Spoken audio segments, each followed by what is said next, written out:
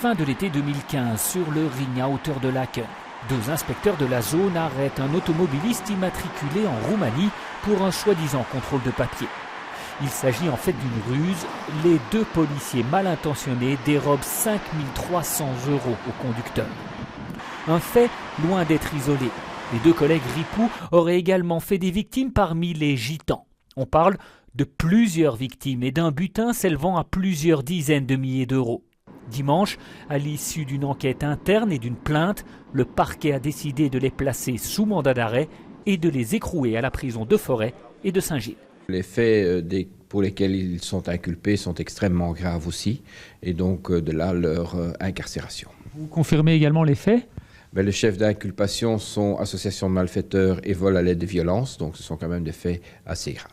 Des écoutes téléphoniques auraient notamment permis de confondre les 2 jeunes inspecteurs. La police devrait prochainement lancer un appel à témoins afin d'identifier les victimes.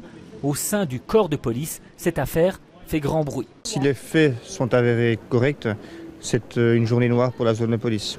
Vous parlez d'une journée noire, c'est des mots forts. C'est des mots forts vu que nous n'avons pas l'habitude de ce genre de faits.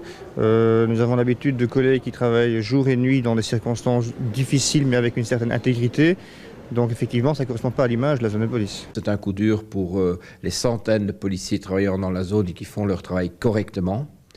Et beaucoup de policiers se sentent également un peu choqués par les faits commis par ces policiers. Si les 2 inspecteurs sont actuellement simplement suspendus, une condamnation provoquerait irrémédiablement leur radiation.